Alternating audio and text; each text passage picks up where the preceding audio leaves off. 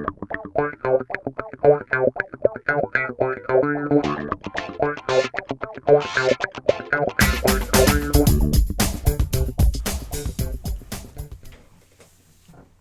right, here we go again. Another week. Well, another 2 weeks. It's been 2 weeks? It's been 2 weeks. Or about, I think. I feel like it's been longer, but what do I know? Maybe it's been 3 weeks. I don't know. What was the last movie we saw? Or what was the last movie we talked about? Ghost in the Shell? Ghost in the Shell, yeah. We did the Power Rangers Ghost in the Shell episode last time, right? So that was almost 3 weeks ago. Okay, so I've seen 5 movies since then. How many have you seen? 5 movies in the theater or 5 movies? Just new movies, not necessarily in the theater. Like movies from this year. From this year? Oh, yeah. I've only seen, I think, 1. One? Oh, yeah, well, you missed. No, I've seen a couple, I watched a couple of comedy specials on Netflix. Yeah. I don't really count those. Yeah, it's a little different. Anyways, back again. I don't know what episode this is. Episode 2001. A Space Odyssey. But I've seen 2 movies. Two, okay. Good. I was going to say just one movie that's not allowed to talk about. So, where do you want to start here today? Should we go back to the beginning? Back to the beginning? Sure, we can go back to the beginning. What's the beginning? Well, for me, it's going in style. Oh, okay, yeah, for sure. I was wondering because I couldn't. It was a while ago, so I couldn't remember if you saw that with me. Yeah. Okay. Going in style is 3 old dudes want to rob a bank. Basically, is what it is, right? And it's a remake of a film that came out in the 70s, I think. I didn't know, but directed by Zach Braff. Yeah. An interesting choice. Yeah, I didn't know he was still working. Yeah. He's directed a couple of movies. I think I've seen 1 or 2 other ones, but they're like not. They're like this. They're fine. Yeah, they're not great, but they're whatever. So let's see who else is it. It's Morgan Freeman, Michael Caine, and Alan Arkin are the old dudes. Yep. And they try to rob a bank, and comedy ensues, I guess, is what it is. Matt Dillon's in it. Yep.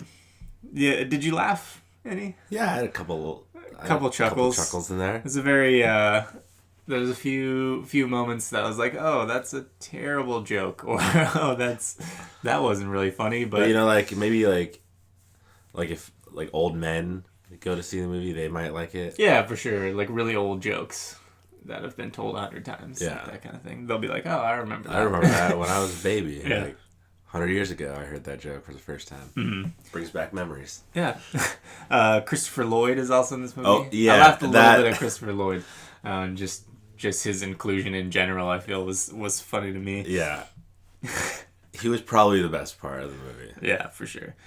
Yeah, there's not much else to say about it. If you like old guys. Yeah, if you like old guys. Well, that's the thing, too. Like, I like these 3 guys, but not, like... Not together, though. No, together's fine, but not, like, in this type of role, I guess. I don't know. These guys aren't necessarily comedy guys for me. Well, Alan Arkin a little bit, but Michael Caine and Morgan Freeman, I just, like... The only times I was, like, engaged in the movie is when they were trying not to be funny, or, like, not trying to be funny. Like, they were acting. Like, because there's a couple of moments that are, like... Yeah. Dramatic moments in the film, and I was like, oh, yeah, these guys can act well, but they're not comedians, so I don't know. Yeah, probably skip it. Yeah, there's definitely probably better things you could see. Yeah, for sure. But if you've seen everything else, yeah, I guess it'd be fine. You can go see it.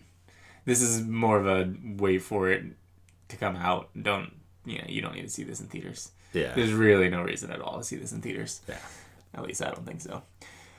Okay, well, what's your other movie? Gifted. Oh yeah, Gifted. Oh, that's good. Then it's 6 for me. I was like, 5 doesn't seem right. I forgot to put Gifted on the list. Gifted. What did you think of Gifted? Well, tell us a little about Gifted. What's it about? It's about Captain America gets his niece and holds her back from doing math. Achieving her potential. Her mathematic potential. A man, played by Chris Evans, who has been taking care of his niece for like 5 or so years. And then they find out she's gifted. That's well, the title. I feel like he knows she's gifted. No, he knows. Yeah. But like everyone else in the world. Well, he puts her in a public school, and then they're like, "Oh, guess what? We know now. We know now. We know now too. You're in trouble." Yeah. So then there's the whole What? what's best for her. Yeah. It's a whole battle of what's best for her. Is basically what it is, between the grandmother, between the uncle. The mother is passed away. And they're trying to decide what's best for the kid, and it's a great movie. I liked it a lot. Did you like it a lot? I wouldn't say I liked it a lot, but I liked it. Okay, I liked it a lot. Like when you say you liked it a lot, I was surprised. Oh, really? Yeah. Huh. I thought it was just good, but Yeah, good, not great. good, not great. Yeah. Okay, I liked it a lot. I just feel like, I don't know, you don't see too many situations where Chris Evans gets to act. I thought he did great. Yeah. I really like Jenny Slate. She's one of my favorites, so she was really good as the teacher. Oh yeah. Octavia Spencer's in it. She's good. I thought all the performances were good, but I think just like the story. Yeah, no, I mean, it was just kind of too boring. Okay. Like just I don't know, just right. School. You know, Right. Like, it was. That's. I mean, when I came away with that, I was thinking, oh, school. That's Like, oh man, I gotta do homework. yeah. No, I mean, the performances were good. I thought there was some interesting shots, and there was a few like scenes where I was like, oh, this is like a kind of not the type of cinematography you would see in this type of film or something like that. There's like one scene where they're on a beach, and it's like they're like silhouetted, and the whole scene takes place on the beach where they're silhouetted, and you can kind of see their mouths, and you hear everything they say, but it's like she's jumping around and he's just kind of standing there, but and it's like really well timed with the voiceover and everything, and I will agree with you on that. That was actually my favorite scene of the movie. For sure. So that kind of thing just jumps in every once in a while, and it's cool. But yeah, no, I mean, it's the little girl is good. She's cute and everything, and I don't know. I just came with it happy about it. I guess I don't know. Yeah. It's a feel good movie, and it's it's a little contrived, and a lot of it's none of it's necessarily uncharted territories, I guess. I feel like I've seen this kind of movie before, I can't necessarily give you an example, but I don't know. Sam. I like movies like this. Like what? I Am Sam. Okay. I've never seen it. Me so neither. I was guessing. I can't really attest to that, but Or A Beautiful Mind. Maybe that's what I was thinking of. I think as far as stuff that's in theaters right now, it's probably one of the better options. This director is Mark Webb. He did The Amazing Spider-Man and The Amazing Spider-Man 2. Oh, so he's used to working with the superheroes. Yeah, and 500 Days of Summer. Oh. So an interesting backstory. Yeah. Backstory, origin story. That's what we call it, right? Okay. He's kind of all over the map. Anyways, so those are the two new movies you've seen. Yes. Okay. What have you seen? I saw two new movies that come out this weekend. I saw Born in China and The Lost City of Z. Born in China, I saw night before last. It's another Disney nature documentary. Mm-hmm. The ones previously have been oh, this one's about bears, and then this one's about chimps, and then this one's chimps,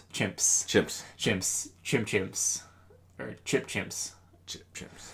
And then what was the? There's one other one, isn't there? I think there's a few of them. Yeah, well, there's at least one other one. I know they're doing dolphins. Dolphins is the next one because there was a trailer for dolphins. Sick. On this one. This one is pandas and golden monkey or something. yes, it's some kind of monkey sort of that I snow don't remember the leopard. exact. Yeah, snow leopard is another one, and then there's like like an antelope kind of thing. There's an antelope? Kind of, yeah. I didn't even know there was an antelope in it. Yeah, it's like 4 or 5 different animals, and they follow like a Their family journey. of each of them. Yeah. Yeah, and it's voiced over by John Krasinski. Nice. So it's very Jim Halpert the whole time. It gets a little bit annoying by the end. It's super short. It's only like 75-80 minutes, so which these tend to be super short. But it's like a nature documentary, you know what I mean? That's how it is. And I don't understand how these always get G ratings, because it's like, I don't know. It's always very like violent and like kind of gruesome. Like they don't really show like bloody scenes, but they show like intense animal attacks and things like that, and it's like there's so like such less violent and sexualized images in like cartoon movies that get like PG ratings and stuff. Like it's weird that these are G. And like I don't mean to spoil anything, but like they kill off some of the animals at the end of this one. They do? Yeah. Well, they like do. Well, I mean, the director's like, you know they're what, like, you know what, we're done with this one. Just no, but like it's like they can. They're telling stories basically about, okay, this one is like it's a family of chimpanzees, but the son of the family like can't get back into the herd because he's exiled or something like that. But it's like, no, like you're just making up a story so that it sounds like, there's like a story going on here, but it's just like chimpanzees eating and having babies. Like that's it. Like that's all it is. But they're like, here, John Krasinski, like here's the story, like just read it like this so that it sounds like, so that people connect with it more, you know what I mean? But like, so very easily they could go, oh yeah, then they found a thing and they lived happily ever after. But it's like, oh, here's a dead animal on the side of the road that we just followed for an hour and a half, and now it's dead. Sorry, like it didn't make it. So I don't know. It just seems like for a G-rated Disney animal film, like, I don't know. It was a little harsh, I thought. But, it's fine for adults. I don't know. If you like the other ones, I'm sure you'll like this one. I mean, go see it opening weekend, because it's like supports like animal preserves or whatever. Like, you know what I mean? World Wildlife Foundation. Yeah, so if you're gonna go see it this weekend. But beyond that, if you're not gonna see it, then don't bother. Yeah. Yeah, if you're not gonna see it, don't bother. Let's see. So let's just jump. Anything else you want to add before I jump over to Lost City of Z? No. No questions. No more. What were the names of the animals? They were all like the same name repeated twice, like Yao Yao and Ming Ming and stuff like that. Those are just examples. They're not the actual names. Did you see the Great Wall in the movie? No, not at all. Oh, okay. I don't think, unless I then how do we know wasn't it's paying really attention or something. Oh, they just say at the beginning. Well, John Krasinski tells us, and his word is his bond. So. It's set in China, but it was really shot on a set in Hollywood. Yeah, exactly. They shipped them all in and then shipped them back, but like maybe one of them died on the journey. I don't know. Lost City of Z I saw last night. It's actually based on a true story, which I didn't realize. Colonel Sanders? Percival Fawcett is the guy's name. He's searching for a mysterious ancient city in the Amazon, and he's like an English army colonel, and I don't know. He's like they really gloss over a lot of the stuff at the beginning. He's like trying to restore his family's name or something like that, but he's like leaving behind his wife and kids to like go do this exploration in the Amazon, because they're trying to. It's like right around the turn of the century, like 1900, like 1905 or something like that, and they're trying to map out the border of Bolivia and Brazil, and in doing so, they're hoping to prevent a war between the two countries, so they like requested the British to come do the mappings like as a third party or whatever. And like the first time he goes there, they're mapping it, which they do, and then like he finds all this like ancient artifacts and stuff at the end of his time there, and then he spends the rest of the movie he spends like trying to go back and like explore more, and things happen and blah blah blah. I don't want to go too far into it, but I mean really that's only the first like 30 minutes of the movie that I just said, and it's 2.5 hours long. So wow. So it's fine. It's like it's interesting, and it's cool that it's takes place, but it's very like it's cool that it takes place. Sorry, I didn't explain what I meant. It's cool that it takes place like around this time, like set in this era, because like you see the contrast of like the British people who are like very devout Christians, and then like they're like, oh, everybody over there is savages, and he's like trying to explain like, no, they're normal people. They're not lesser than us, and you know it's very much like kind of about religion and things like that too. So it's kind of like the Green Inferno. I don't know what that is. It's not really like that, but I'll have to take your word for it. It's a movie I saw recently about like a cannibalistic tribe in there's the Amazon rainforest in South America. Yeah. So yeah, it's good. What's his name? Charlie Hunnam, is that his name? Yeah. He's okay. I feel like he's a stage actor. Like, did you know if he does like stuff like that? Because I feel like he's just always trying so hard, or like projecting, and like I don't know. It's his acting is very over the top to me, so I don't know. He's fine. His son is played by what's his face? Tom Holland, the guy who's supposed to be the new Spider-Man. Oh. So you can see him act a little bit. It's all very English. I don't know. It was fine, and I wasn't bored with it, but it's getting great reviews online too, so people are into it. But it just wasn't necessarily my cup of tea. And that's tea. There you go. Yeah, so those are the new movies I saw. I saw a couple of documentaries too that I really liked. One from this year called Tickled. It's the one about the Tickle Wars. Yeah, competitive tickling kind of about. It's more about like sexual predators kind of than anything else. It's a trip.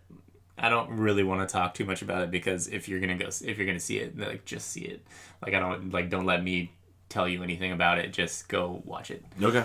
But yeah, it's called Tickled. It's HBO original documentary, so that's where you can find it. All right. HBO somehow. The other one I saw is Win It All, which is a new film on Netflix. Yes. Did you see it? I did not see it yet. But I have it queued up. Oh, okay, there you go. It's Joe Swanberg is the guy who directed it. He has made like 1 million films. They're all like mumblecore films, you know? Are you familiar with the term? No.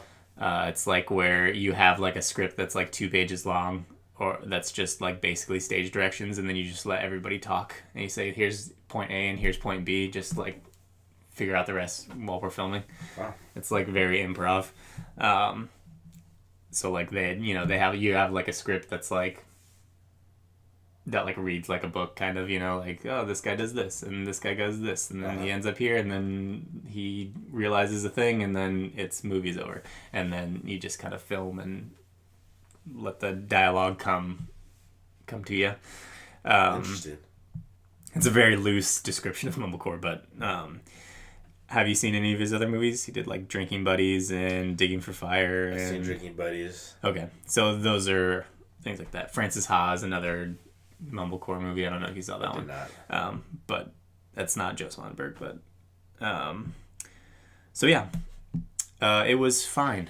It was I enjoyed it, and that's the thing about these kind of movies is like it's a very simple story usually.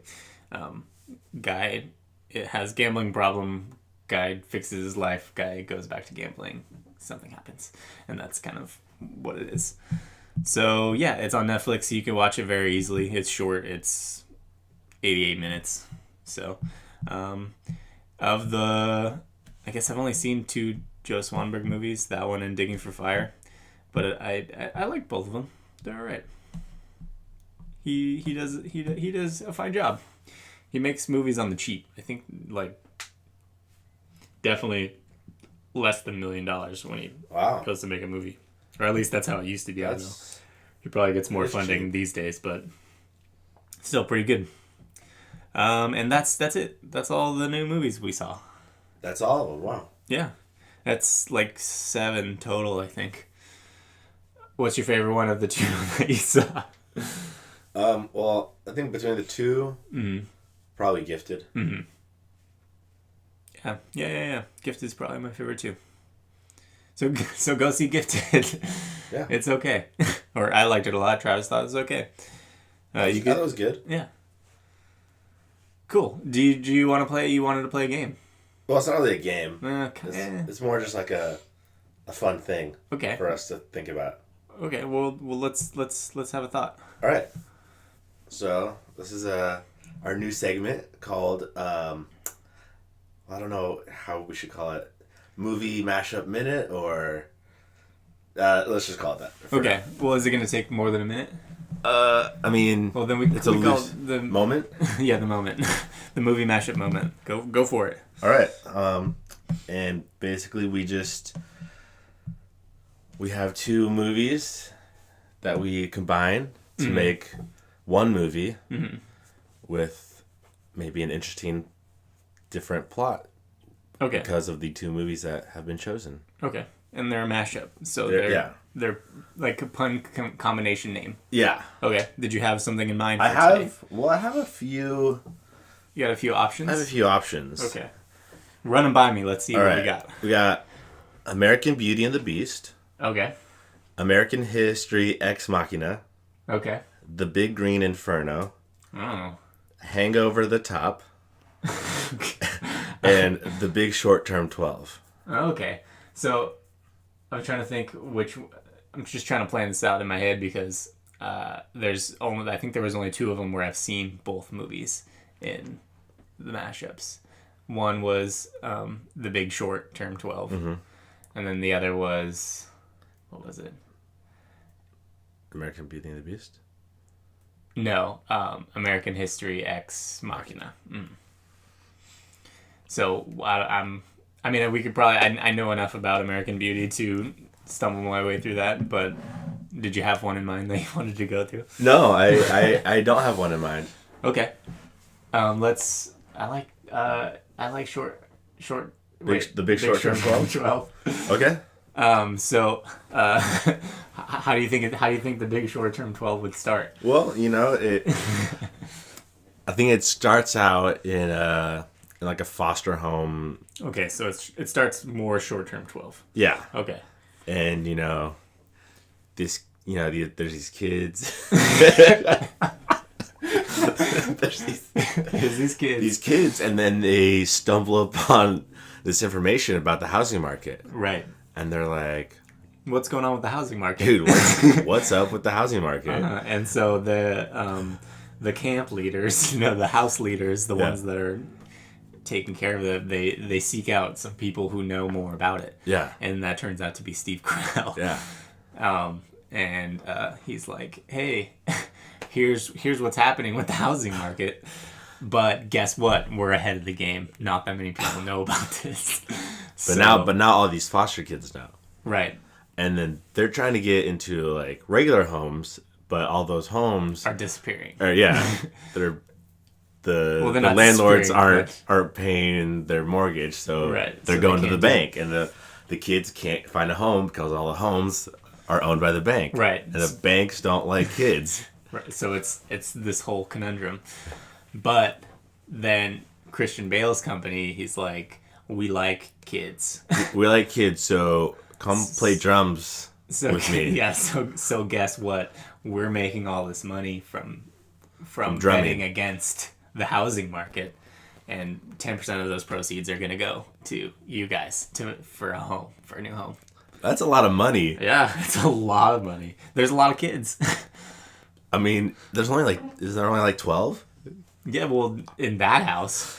Oh, this is for all the kids. No, it's a movie. We gotta scale it. You know what I mean? Like we're only gonna follow the 12 kids, but we know that there's more than that house of 12 kids out there. We don't see them, but they're there. But they also get money. Yeah, it's for a fund. You know what I mean? Okay.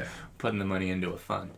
And that's like revealed toward the end or whatever. Yeah. So like you don't think everyone's gonna get money. So we're watching, Christian Bale's company, like, oh, they're gonna make a lot of money, maybe, and then we're watching like, oh, these kids are struggling with the housing market, but then at the end, it's like it all connects. It all connects, and that's the Big Short term 12.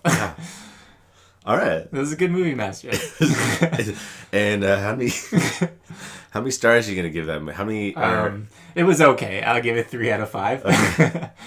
It's kind of a little bit of a stretch. You know what I mean? Yeah. Like, it just seemed like there was 2 movies going on at once. Yeah, it was kind of like hard it was hard for me to believe that the kids like knew about the housing market. Right. They seemed like they didn't know that much already. Yeah. Like they weren't going to school and they were like troubled and you know what I mean. So it's like why doing do these drugs kids why do these kids care about the housing market? Like they just want to be on the streets. Yeah. Smoking crack or whatever. Yeah, they don't want a house. They want like a box of drugs. A box of drugs to get them through the day. Yep. Cool. That's a cool segment. I like that. All right. We'll do that again next time too. And we'll watch some more movies and then we'll get back to you guys about those ones too. Yeah. I guess that's it. Anything coming up in the next week or so? Well, next week. What's next week? Well, I know the week after next is going to be a big week. Oh. Because that is when Guardians of the Galaxy Volume 2 comes out. Oh, yeah. And we are excited for that one. We are. We are? We are. Oh, I did want to mention that Free Fire comes out this weekend. Oh. So let's try to go see that. Okay, yeah. I've already seen it, but I'll really want to see it again. Yeah, and I haven't seen it, and I really want to see it. Right, exactly. And then also, we're gonna see Colossal sometime soon too. Yeah. I really wanted to watch last night, but I did Lost City of Z as a favor to somebody instead. So we'll see that. And that's nice of you. We'll have 2 of those. I try my best. And what can you say? You're a nice guy. Yeah, I am. And then, so next week is The Circle, which could be I'm excited for that one. Emma Watson and Tom Hanks spying on you. And John, what's his name? Boyega? Boyega? Is John Boyega in it? Yeah, I think so. Yeah, he is. You're right. And Eller Coltrane. Do you know that name? No. We followed his entire childhood through the movie Boyhood. Oh. And Patton Oswalt. Little P.O. Oh, and there is an appearance by Bill Paxton. Interesting. Which I did not know about. All right. And then, the week after that is the Guardians of the Galaxy week.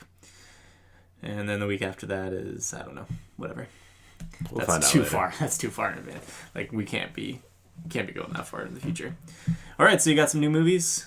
Maybe we'll see you next week, more likely in 2 weeks. So we'll have multiple movies to talk about. We'll do another movie mashup moment. Yeah, it didn't take much more than a minute to do. Yeah, it really didn't. Yeah, it was quick. So yeah, maybe we will stick with that name. Thanks for listening, and we'll see you guys soon. Good night.